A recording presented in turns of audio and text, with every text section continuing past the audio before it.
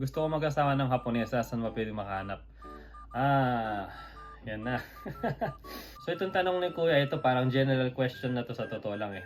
Halos naman lahat ng nandito sigurado may intention or alam mo yun, baka sakali, di ba? Baka naman. Pero depende kasi yan kung nasa Pilipinas ka ba or nasa Japan. Don't worry, parehas kong sasagutin yan. Una muna tayo kapag nasa Japan ka na. Kung nasa Japan ka na, mas may advantage ka kasi nandito ka na eh. Mas madali ka nang makakuha. Pero since gusto mo nang mapapangasawa, ang suggest ko ay organic ba yung pagkikita nyo, hindi yung pilit. Ito ako, proven na sa share house. Kung kaya mo lumipat sa share house, kung single ka pa rin, wala kang responsibilidad. Kasi sa mga share house, normally bawal na yung mga may anak, ganyan. Kadalasan, single yung mga magpupunta dyan. So, yun nga, pagka sa share house, mas organic yung pagkikita mo at doon mas marami kang chances. Second is nampa. Alam mo yung nampa, yung pag bigla mong kakausapin yung babae sa daan or kung nasa park or kung saan tawag doon ay nampa. So kung kaya mo makipag-usap ng ganun, yun lang yung isang chance mo pa. Pwede naman i-try yan. Hindi naman bawal. Basta wag lang tayo masyado maging disrespectful. Kailangan pa rin na alam natin yung boundaries nila. Third naman, ito rin isa rin sa mga organic na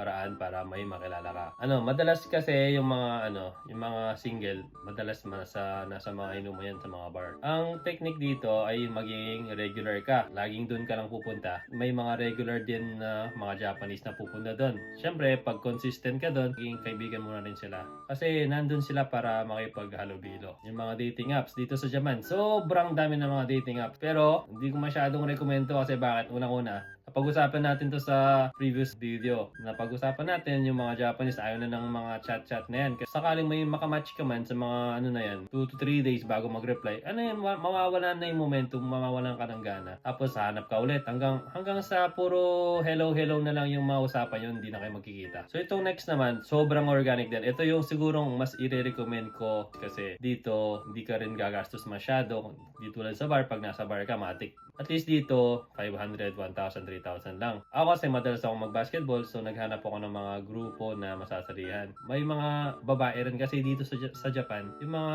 babae mahilig rin sa basketball. So ito naman para sa mga tao na dyan sa Pilipinas.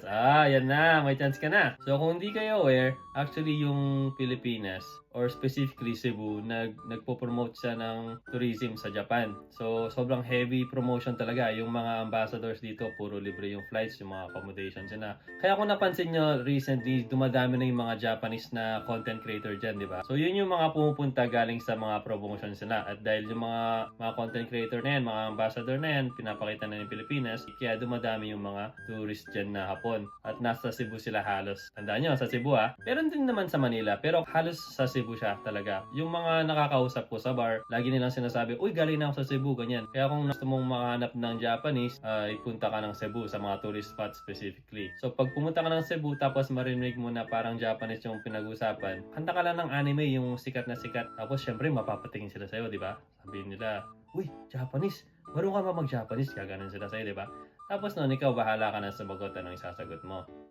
Ito naman pinaka-last chance mo. Pag lahat ng to hindi pwede sa'yo, ito lang siguro yung pinaka-pag-asa mo. Meron ng mga app kung saan pwede kang makipag-connect sa mga foreigners or specifically sa mga Japanese. Yung mga app na to, mostly, paid app sila, subscription based. Kaya, ang tendency, yung mga Japanese, kahit hindi sila mahilig sa mga chat, gagamitin nila yan kasi mostly ginagamit nila para matutong mag-English. Two-way yung purpose niya. Pwedeng matuto ka ng Japanese, matuto sila ng English. Though siguro minsan may tendency rin sila na matagal mag-reply, kaya unahan ko na kayo, huwag kayong masyadong magtampo pag sobrang tagal nila mag-reply, ganun talaga. So para kay Kuya, sana mahanap mo na yung Haponesang gustong mapangasawa.